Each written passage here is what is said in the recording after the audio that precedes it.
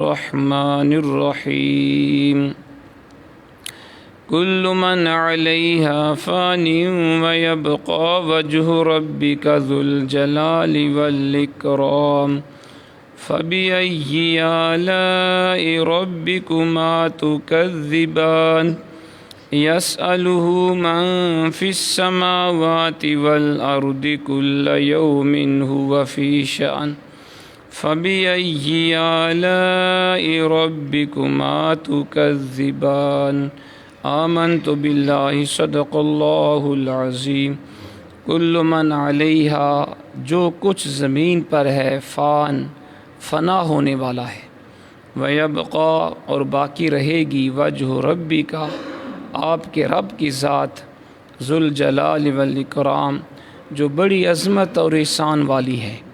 فَبِأَيِّ آلَاءِ رَبِّكُمَا تُكَذِّبَانِ پس جن و انس تم اپنے رب کی کن کن نعمتوں کو جھٹلاؤ گے۔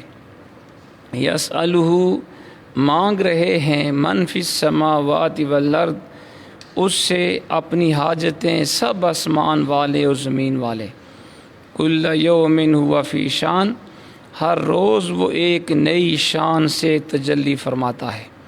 فبأي آلاء ربكما تكذبان پس جن و انس تم اپنے رب کی کن کن نعمتوں کو جھٹلاؤ گے۔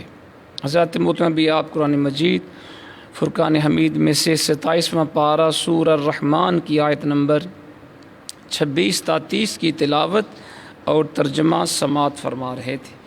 کل کے درس میں ہم نے پڑھا، اللہ کریم نے فرمایا کہ اللہ نے رواں کیا ہے دونوں دریاؤں کو جو آپس میں مل رہے ہیں، ان کے درمیان آڑ ہے، آپس میں گڈ مڈ نہیں ہوتے۔ پس جن و انس تم اپنی رب کی کن کن نعمتوں کو جھٹلاؤ گے، نکلتے ہیں ان سے موتی اور مرجان۔ پس جن و انس تم اپنے رب کی کن کن نعمتوں کو جھٹلاؤ گے، اور اسی کے زیر فرما ہیں وہ جہاز جو سمندر میں پہاڑوں کی مانند بلند نظر آتے ہیں۔ پس جن و انس تم اپنے رب کی کن کن نعمتوں کو جھٹلاؤ گے۔ کل کے درس میں ہم نے ان آیات بینات کی تفسیر پڑھی۔ آج کے درس میں اللہ کریم کائنات کا فانی ہونا اور اپنی ذات کا باقی ہونا، اور پھر اللہ کی نئی نئی آن شان سے ظاہر ہونا، اس کا اظہار فرما رہے ہیں۔ پہلی آیت میں فرمایا کل من علیہ فان جو کچھ زمین پر ہے فنا ہونے والا ہے، وَيَبْقَى وَجْهُ رَبِّكَ ذُو الْجَلَالِ وَالْإِكْرَامِ اور باقی رہے گی آپ کے رب کی ذات جو بڑی عظمت اور احسان والی ہے۔ اگر کسی کو عزت و جاہ حاصل ہے، اگر کسی کے پاس مال و دولت کی فراوانی ہے، اگر اسے کسی محدود علاقے میں اقتدار و اختیار مل جائے تو اسے اکڑ نہیں جانا چاہیے، اپنے رب کریم کو بھلا کر شیطان سے یارانہ نہیں گانٹھ لینا چاہیے۔ اسے یہ حقیقت اچھی طرح ذہن نشین کر لینی چاہیے کہ وہ خود اور اس کا جاہ و حشم بلکہ زمین میں جو کچھ اسے دکھائی دے رہا ہے سب فانی ہے، سب ناپائیدار ہے، بقا اور دوام فقط رب کریم کو حاصل ہے۔ کائنات کی ہر شے فانی۔ آپ دیکھیں ذرا تاریخ پڑھیں، کتنے بڑے بڑے ظالم و جابر حاکم آئے، فرعون، نمرود، بڑے بڑے کفار آئے، ابو جہل، ابو لہب، عتبہ، شیبہ، ولید، امیہ بن خلف، آج ان کا نام لینے والا کوئی نہیں ہے۔ تو یہ دنیا بھی فانی، اس کی ساری لذات بھی فانی۔ اللہ اکبر، یعنی اللہ کی ذات، تو یہ وجن کا معنی اللہ کی ذات ہے۔ حضرت انس رضی اللہ تعالیٰ عنہ سے مروی ہے ان نبی علیہ الصلاۃ والسلام قال العزوا بیا ذا الجلال والاکرام، حضور نے فرمایا دعا مانگتے وقت یا ذا الجلال والاکرام ضرور کہا کرو۔ جب اللہ سے دعا کرو تو یہ یا ذا الجلال والاکرام ضرور پڑھا کرو۔ آگے فرمایا فَبِأَيِّ آلَاءِ رَبِّكُمَا تُكَذِّبَانِ پس جن و انس تم اپنے رب کی کن کن نعمتوں کو جھٹلاؤ گے۔ زندگی نعمت ہے تو فنا اور موت بھی نعمت ہے۔ ان سے پوچھئے جو کسی اذیت ناک بیماری میں مبتلا ہوتے ہیں، رات کو قرار ہے نہ دن کو چین، ہر وقت درد سے تڑپتے رہتے ہیں۔ ان بوڑھوں سے پوچھئے جن کی لمبی عمر ان کے لیے وبال جان بن گئی، نہ آنکھیں دیکھتی ہیں، نہ زبان بولتی ہے، نہ ہاتھ ہلتے ہیں، نہ ٹانگیں چلتی ہیں، معدہ کمزور، جگر بیکار اور دل بیمار ہے، دماغ نے کام کرنا چھوڑ دیا ہے۔ انسان اپنے اہل و عیال کے لیے بھی ایک ناپسندیدہ اور ناقابل برداشت بوجھ بن کر رہ گیا ہے۔ کیا ان کے لیے موت کی آغوش امید افزا اور راحت بخش نہیں؟ یعنی جو بندہ زندگی سے تنگ آ جائے، بہت زیادہ بوڑھا ہو جائے، بہت زیادہ بیمار ہو، کئی مشکلات کا شکار ہو، وہ دعا کرتا ہے یا اللہ مجھے موت ہی آ جائے تاکہ میں ان دنیا کے تکلیفوں سے محفوظ ہو جاؤں۔ یہ بات ہے کہ نہیں جی؟ یہ بات ہوتا ہے ایسے۔ تو فرمایا موت بھی اللہ کی نعمت ہے، جس طرح زندگی اللہ کی نعمت ہے، موت بھی اس کی نعمت ہے۔ نیز موت وہ راستہ ہے جس پر چل کر انسان مصائب و آلام کی اس دنیا سے چھٹکارا حاصل کر کے عالم آخرت کی ابدی نعمتوں سے بہرور ہوتا ہے۔ بلکہ حضور نے فرمایا تحفۃ المؤمن الموت، بندہ مومن کے لیے موت تحفہ ہوتی ہے۔ یہ ہم جیسے گناہ گار موت سے ڈرتے ہیں کیونکہ نیکیاں نہیں ہوتی پلے، اللہ کے نیک بندے تو چاہتے ہمیں موت آئے تاکہ ہم دنیا کے مصائب و آلام سے نجات پالیں۔ اور اہل محبت کہتے ہیں الموت جسر یوصل الحبیب الی الحبیب، کہ موت ایک پل ہے جو یار کو یار سے ملا دیتی ہے۔ پھر فرمایا یسألہ من فی السماوات والارض، مانگ رہے ہیں اس سے اپنی حاجتیں سب آسمان والے اور زمین والے، کل یوم و فی شان، ہر روز وہ ایک نئی شان سے تجلی فرماتا ہے۔ فبأی آلاء ربکما تکذبان، پس جن و انس تم اپنے رب کی کن کن نعمتوں کو جھٹلاؤ گے۔ مخلوق کا تو یہ حال ہے، مخلوق اچھا زمین و آسمان میں جو چیز بھی ہے، نوری ہو یا خاکی، آبی ہو یا ناری، بڑی ہو یا چھوٹی، عزیز ہو یا حقیر، بلا استثناء سب کے سب اللہ کے دربار در بار میں اپنے سوال کا دامن پھیلائے ہوئے ہیں۔ ہر کوئی اپنے رب کا محتاج ہے، ہر کوئی اللہ کی نگاہ کرم کا ضرورت مند ہے، اس کے جود و کرم پر آس لگائے ہوئے ہیں۔ کوئی بیمار صحت مانگ رہا ہے، بھوکا رزق مانگ رہا ہے، طالب علم گوہر علم کے لیے جھولی پھیلائے ہے، دولت کے طلبگار اللہ سے سیم و زر مانگ رہے ہیں، اور ارباب صدق و اخلاص اللہ کی رضا مانگ رہے ہیں۔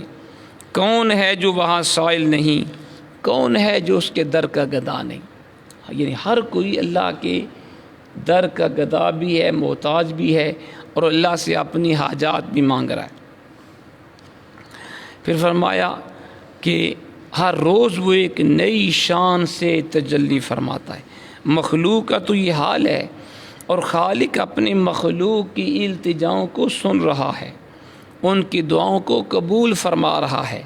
کسی کو تاج سلطانی بخش رہا ہے، کسی کو نعمت علم عطا ہو رہی ہے، کسی کے سینے میں چراغ معرفت فروزاں کیا جا رہا ہے، اور کسی کو اپنے درد کی نعمت بخشی جا رہی ہے۔